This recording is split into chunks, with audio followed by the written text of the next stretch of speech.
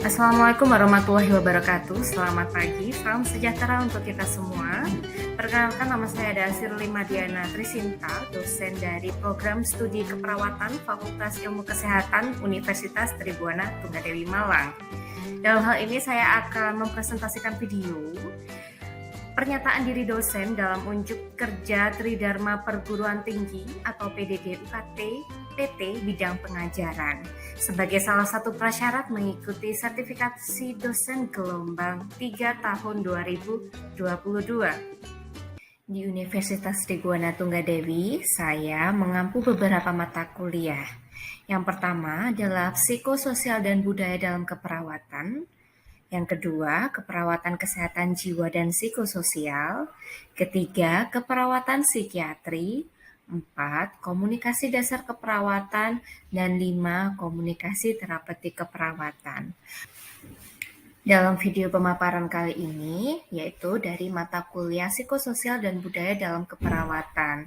Dalam video ini akan ada 4 komponen yang akan saya paparkan. Yang pertama adalah delivery, meliputi deskripsi mata kuliah, CPMK, dan materi pembelajaran. Adapun yang kedua adalah interaction atau metode pembelajaran yang digunakan dalam mata kuliah ini.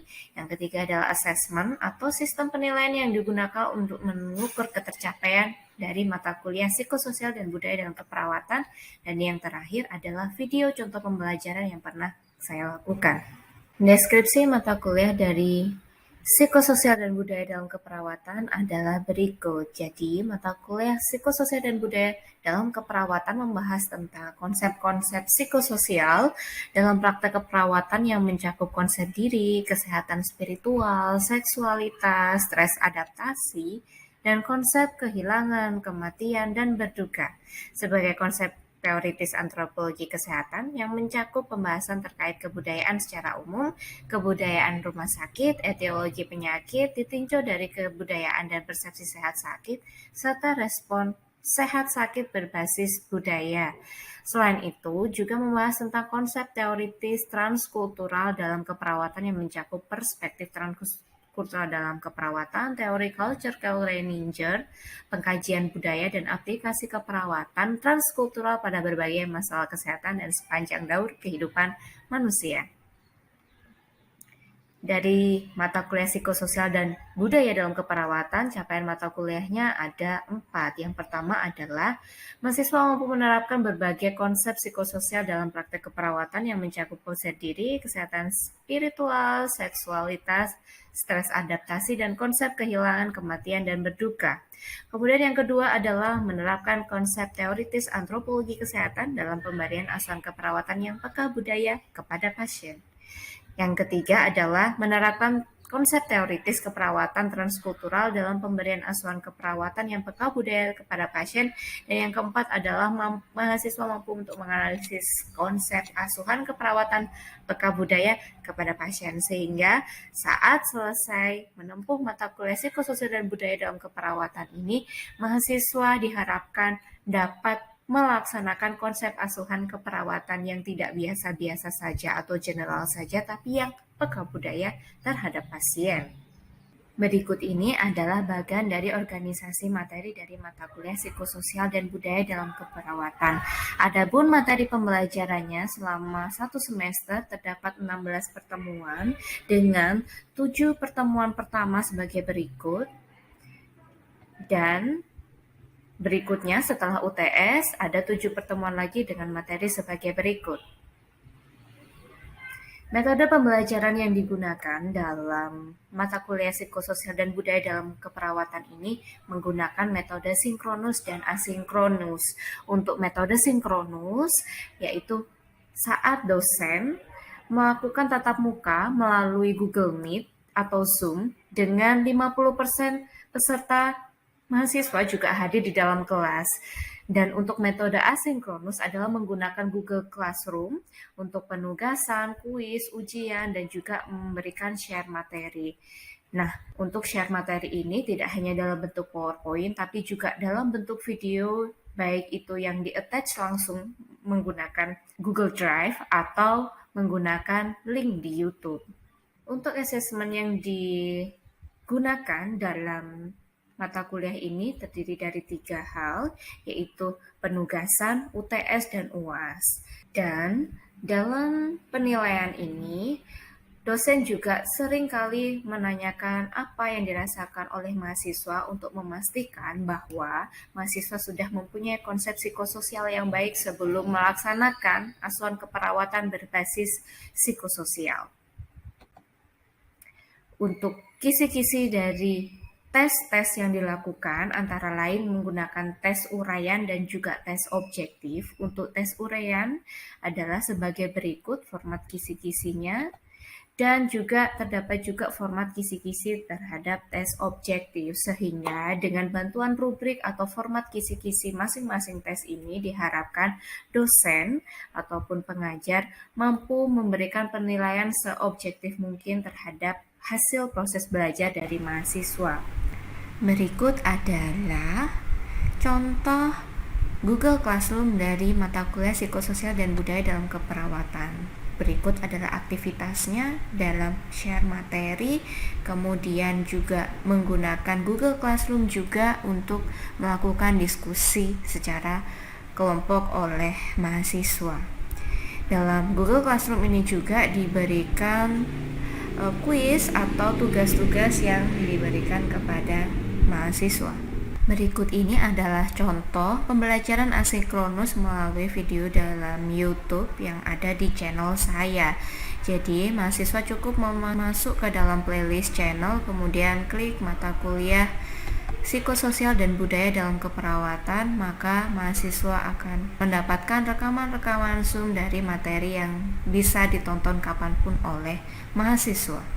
Selanjutnya, berikut adalah contoh video interaksi pembelajaran sinkronus atau tatap muka secara langsung. Assalamualaikum warahmatullahi wabarakatuh. Hari ini kita akan belajar tentang stres dan adaptasi. Kenapa kita perlu belajar tentang stres dan adaptasi? Ya, karena stres dan adaptasi ini sebenarnya kondisi normal yang biasa dialami oleh semua manusia, ya. Jadi tidak hanya orang yang sudah gangguan jiwa. Nah, kadang-kadang kita menyebutnya dia dengan istilah stres, padahal orang dengan sehat jiwa pun tidak bisa ya dikatakan stres ya. Nah, yang dikatakan stres itu yang bagaimana dan kenapa kok harus beradaptasi terhadap stres tersebut ya? Sebenarnya perubahan sosial itu kan sangat cepat. Kenapa kok perubahan sosial itu sangat cepat ya? Karena banyak sekali tuntutan perubahan. Ya, di kehidupan kita nggak selalu mulus-mulus saja ya. Perubahan tersebut adalah suatu kewajaran dan itu terus-menerus cepat. Nah, tidak hanya sosial ya, tapi juga nilai-nilai yang berkembang, gaya hidup yang berkembang. Kalau mungkin 2 tahun yang lalu gaya hidup belum seperti sekarang ya. Bahkan kalau sekarang itu pakai masker, kemudian sering-sering cuci tangan jadi gaya hidup yang baru, habit yang baru. Walaupun beberapa orang masih merasa belum terbiasa dengan hal itu, tapi itu sudah jadi gaya hidup. Jadi kayak kalau misalkan orang keluar rumah gitu kayak sudah merasa, oh iya ada yang kurang dalam diri saya kalau misalkan nggak pakai masker ya. Seperti halnya kalau misalkan mau naik motor nggak pakai helm. Nah itu walaupun itu sebuah peraturan ya ataupun protokol yang harus dipatuhi untuk mencegah supaya kondisi pandemi ataupun suatu kalau misalkan kalau masalah helm ya berarti untuk mencegah kecelakaan ya. Namun karena itu suatu kebiasaan yang terus-menerus diulang setiap hari, maka jadi gaya hidup. Ya, jadi suatu kebiasaan yang akhirnya melekat pada diri seseorang. Ya. Kemudian nilai moral, ya nilai moral, etika ini juga terus berkembang. Ya, mungkin kalian sadari dulu mungkin 10 tahun yang lalu ya, dan merasa ya harusnya itu kalau misalkan 10 tahun yang lalu saya masih cenderung kayak kalau ketemu orang harus kalau yang lebih tua kayak harus menyapa sambil menunduk misalkan. Nah sekarang menyapa saja nggak sampai menunduk. Nah, nggak tahu lagi nanti 10 tahun ke depan akan berubah terus. Nah begitu juga kalau kita berpindah ke situasi yang lainnya ya ke daerah lainnya yang punya adegan istiadat sendiri, itu artinya nilai moral etika yang dijunjung juga berbeda, maka itu akan mempengaruhi kita juga dalam berperilaku. Nah, perubahan-perubahan tersebut menimbulkan permasalahan ya. Ya, saya sebutnya 1001 permasalahan. Kenapa kok 1001 permasalahan ya? Karena terus saja muncul ya, kayak udah 1000 masih muncul satu lagi gitu. Masalah dalam hidup kita itu terus menerus muncul ya. Kayak misalkan tadi pagi ya, tiba-tiba saya nggak pernah ini ya, WA udah lama di grup itu nggak, tiba-tiba langsung aja offline. Itu juga stresor bagi kalian ya. Satu masalah gitu, ini apa ini ya pagi-pagi gitu ya. Nah, kenapa kok nggak kemarinnya, kenapa kok nggak seminggu yang lalu gitu ya, karena memang harus mengecek bahwa yang hadir di kelas ini kan yang sehat gitu ya, memang 14 hari sehat gitu. Begitu juga dengan saya kan sempat 2 minggu lalu juga sakit ya, misalkan saya misalkan tadi juga merasa tetap tidak sehat, maka ya saya harus membatalkan kelas offline walaupun yang hadir di kelas ini hanya 2 orang ya, seperti itu ya. Jadi ya melakukan swab dan seterusnya itu ya permasalahan saya ya sudah selesai, terus oh sudah fix ini saya sudah pastikan sehat ya, berarti saya buka kelas nih, saya ganti ya, stresornya saya berikan ke mahasiswanya, udah yuk sekarang kelasnya seperti itu ya. Ada juga yang akhirnya WA saya masih vaksin masih 1 kali, kalau saya masih 1 kali boleh enggak ya, sebenarnya boleh tapi saya masih mengikuti peraturan saja, jadi nanti yang sudah 2 kali baru bisa ikut ya. Itu adalah stresor ya, permasalahan yang bisa menyebabkan seseorang kalau misalkan tidak mampu beradaptasi itu bisa menjadi stres, maka kita menyebutnya adalah stresor ya. Kalau misalkan tidak mampu menyelesaikan, bisa menurun imunitasnya dan ada gangguan fisik ataupun mental. Kesehatan fisik dan mental ya, kita menyebutnya stres. Jadi stres itu bukan suatu kondisi yang menetap, bisa jadi orang itu setelah beradaptasi dengan stresor ya, misalkan dia sudah stres ya, tapi bisa beradaptasi, maka dia akan nggak jadi gangguan jiwa ya, tetap ya kembali ke sehat jiwa. Ini tadi definisinya stresor sudah. Jadi diklasifikasikan jadi 2, stresor internal dan stresor eksternal. Internal dan eksternal. Berarti kalau internal berarti dalam diri dari individu tersebut, kalau eksternal dari lain. Nah, kalau tadi saya memberikan pengumuman di grup, nah itu adalah stresor eksternal dari kalian ya.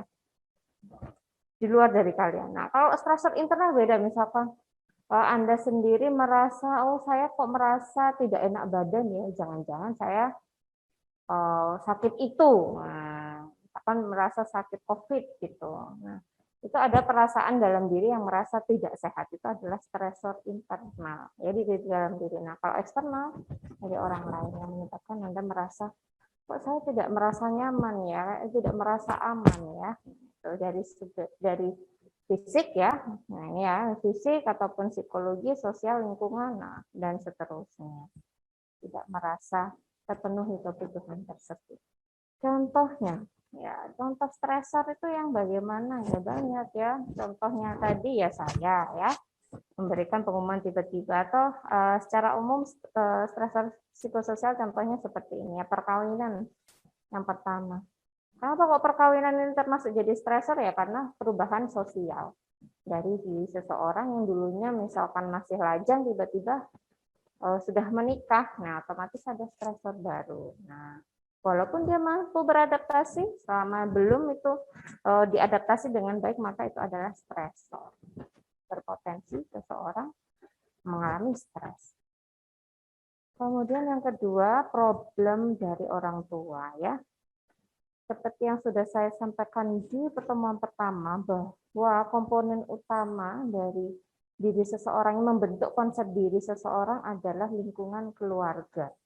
Maka jika ada masalah ya, ada problem dari orang tuanya, maka anak akan terkena dampaknya, sedikit atau banyak. Yang ketiga, hubungan interpersonal. Hubungan interpersonal, jadi hubungan antar individu dengan individu lain, itu namanya hubungan interpersonal.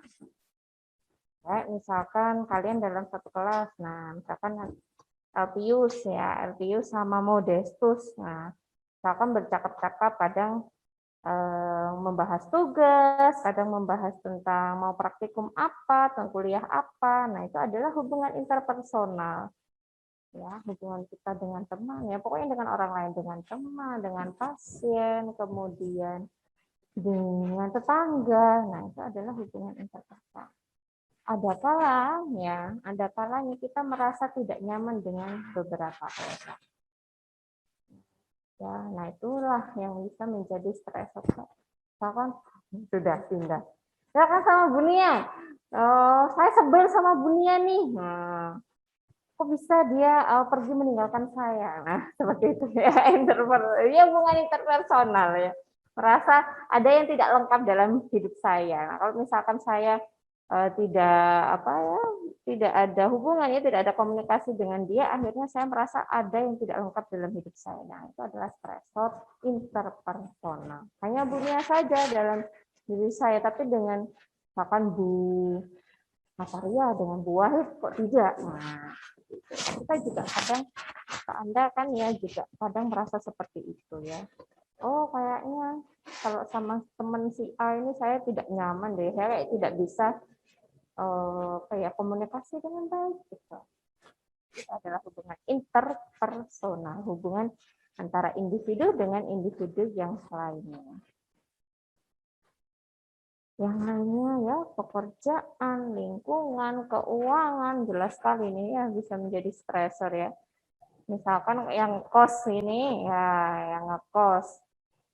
Misalkan kiriman dari orang tua telat, nah juga stresor juga nih. Nah, saya tidak menyangka orang tua saya telat untuk mengirimkan uang. Bagaimana ini saya bayar kosannya nanti pakai apa? Saya makanya pakai apa nih? Itu adalah stresor psikososial yang namanya keuangan. Semua orang punya ada potensi ya terkait keuangan. Kalau misalkan dewasa pun juga seperti itu.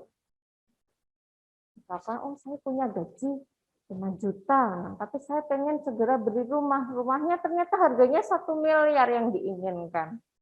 Wah, kalau 5 juta 1 miliar, berarti saya nggak ambil gaji sampai berapa tahun ini, nah kan? Nggak mungkin ya. Kalau misalkan dia tidak mampu beradaptasi dengan keadaan dan situasi, dengan harapan dia, nah akhirnya ya jadi stres juga, akhirnya bisa gangguan jiwa juga. Nah, ya. Keuangan bisa menyebabkan orang menjadi stres. Hukum bisa ya, kemudian perkembangan ini maksudnya adalah tahapan perkembangan. Misalkan remaja misalkan merasa, teman saya kok sudah ada ini ya, ada pacarnya ya, sudah ada ikatan dengan lawan jenis, saya kok merasa tidak seperti itu ya. Misalkan saya kok merasa hampa-hampa saja gitu, tidak ada ngerasa flirting juga enggak, tertarik juga enggak, apakah saya normal? Nah, itu adalah stresor perkembangan. Nah, jadi saat seseorang merasa kalau dilihat dari perkembangan psikososial dari orang lain sudah seperti ini, nah sedangkan dia berbeda. Nah, selama dia tidak bisa beradaptasi dengan perbedaan tersebut, maka dia juga bisa mengalami stres. Penyakit fisik jelas ya. Kalau misalkan pasien ya awalnya misalkan tidak mengalami kecelakaan, tiba-tiba mengalami kecelakaan dan mendapatkan kecacatan ya, luka yang tidak bisa hilang, maka ya akan menjadi stresor dari pasien tersebut. Misalkan tidak kita bimbing juga untuk beradaptasi dan menerima keadaannya, bisa dia tidak percaya diri sampai akhirnya mengalami stres ya. Dan ini adalah slide terakhir, berarti ya, jadi ada yang mau ditanyakan? Kelas C. Ada Bu. Ya, ada sih spirit. Baik Bu, terima kasih atas waktunya. Saya mau bertanya di sini tentang ini. Bu, ini apa? Orang tersebut berusaha mengatasi stres, tetapi tetap saja stres itu tetap saja Ibu itu apa yang menyebabkan? Padahal dia sudah berusaha untuk menghilangkan stresnya, Bu. Makasih, Bu. Sama-sama. Nah, ya, saat kita melihat orang lain gitu ya, kadang nggak seperti kita dalam menghadapi stresornya. Tadi kan ada 4 faktor sebenarnya, 4 faktor yang mempengaruhi seseorang dalam menghadapi stres. Selain dari diri sendiri, ada juga dukungan teman sebaya, dukungan sosial, sama yang terakhir adalah sumber. Cari tahu, biasanya ada masalah di salah satunya. Dari diri sendiri, yang lainnya gimana? Apakah juga mendukung? Jangan-jangan sebenarnya dia butuh dukungan di yang lain, tapi tidak terpenuhi dukungan tersebut. Nah, akhirnya tidak bisa melalui stresornya dengan baik. Akhirnya tetap merasa stres, terus saya masih merasa pusing, terus saya tidak bisa beradaptasi terus. Nah, ya karena ada sumber atau faktor yang lain gitu yang bikin dia nggak mampu menghadapi stres itu dengan baik. Ya karena kondisi masing-masing orang beda, pengalaman masing-masing orang beda. Jadi ya itu yang bikin beda juga dalam menghadapi stres. Ada yang butuh 2 minggu beradaptasi, ada yang bertahun-tahun baru bisa merelakan kepergian misalkan dari keluarga. Nah, itu kan juga stresor. Ada yang ngerasa 1 bulan udahlah. Nah, saya sudah menerima, saya sudah ikhlas. Nah, ada yang sampai 4 tahun, belasan tahun masih ngerasa saya tidak percaya ibu saya meninggal.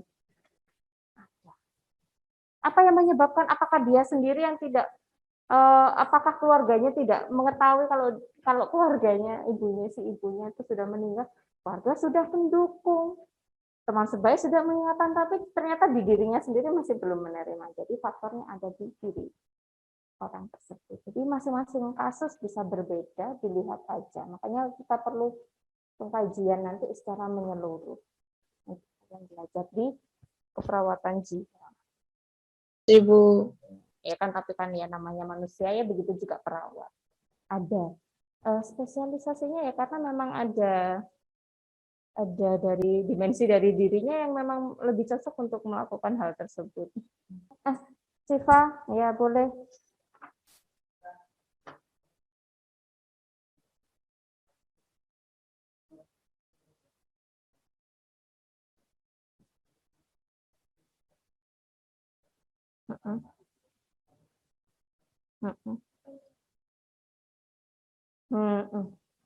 Gitu. Tadi Siva bertanya ya, bagi teman-teman yang tidak mendengar ya, pertanyaan Siva adalah, kita kan nggak bisa merubah orang lain, sifat orang lain supaya langsung beradaptasi, langsung menerima. Ya. Terus apa yang kita lakukan sebagai perawat? Apa langsung saya berikan kolaborasi dengan dokter untuk pemberian obat aja, pokoknya dia tenang, atau bagaimana? Ya, nanti akan belajar juga strategi pelaksanaan. Jadi intervensi dalam jiwa, keperawatan jiwa itu kita ada strategi pelaksanaan. Jadi pertemuan pertama kita melakukan apa? Masing-masing diagnosa berbeda. Kalau misalkan dia cemas, misalkan pertemuan pertama itu kita cuma ngajarin supaya dia itu tahu penyebab, cara mengalihkan perhatian dari rasa cemas tersebut. Kayak misalkan tadi cemas, terus dikaji dia modelnya konversi, ya berarti kita berikan benda untuk mengkonversikan rasa cemas tersebut, atau kegiatan untuk mengkonversikan rasa cemas supaya dia agak lupa dengan cemasnya. Kemudian pertemuan kedua kita ajari apa? Relaksasi nafas dalam. Ketiga apa? Keempat apa? Jadi kalian akan belajar itu. Jadi memang non farmakologis yang kita lakukan. Tapi ya nggak bisa kita langsung berubah, itu memaksakan sekali ya. Kita sendiri so, you must, itu nggak enak ya. Kamu harus berdiri 1 jam, kan nggak enak. Kalau diajak sambil ngobrol, nggak kerasa ternyata berdiri 1 jam. Nah, sama halnya saat menghadapi stresor dari orang tersebut. Misalkan dia tidak mampu menerima bahwa ibunya sudah meninggal. Nggak bisa kita, ibumu sudah meninggal, ini makamnya, sudah di rumah tidak ada. Nah, secara logis, iya, tapi pasien tidak menerima itu. Nah, harus dialihkan dulu. Jadi pertama, rasa cemas nggak sih kalau ada ibu? Kalau nggak ada ibu, nah, biasanya kalau ada ibu apa yang dilakukan? Tapi ngerasa ibu nggak ada. Oh, saya sampai kadang itu kalau main sama teman saya kadang-kadang ya sampai lupa. Ya, kalau di rumah ibu saya sudah menunggu. Lakukan itu. Terus ketiga, iya, tetap merubah tapi ada tahapannya. Dan cara yang dilakukan perawat adalah non farmakologis. Apakah ada medikasi ya? Kalau dia tahapannya sudah depresi ya pokoknya tahapan yang dia sudah skizofrenia, ada penyakit jiwa dari segi neurologisnya, maka ya perlu kolaborasi. Nggak bisa cuma dialihkan aja, dia tidak akan berubah. Jadi tergantung kasusnya, tergantung kondisi pasiennya. Seperti itu. Gitu? Ya ada? Oke. Ini jorok sekali. Kalau sudah berarti saya cukupkan. Terima kasih untuk pertemuan kali ini. Minggu depan boleh bergantian, boleh tetap ya maksimal 5 orang. Karena kita cuma ada 11 saja dalam satu kelas. Oke, see you next week ya, masih dengan saya kalau kelas C sampai UTS nanti. Terima kasih. Assalamualaikum warahmatullahi wabarakatuh. Selamat pagi semuanya. Terima kasih. Ibu. Terima kasih sudah menonton video saya. Video ini ditujukan untuk memenuhi prasyarat PDD UKT-PT bidang pengajaran untuk memenuhi persyaratan sertifikasi dosen gelombang 3 tahun 2022. Mudah-mudahan sukses untuk kita semuanya. Terima kasih.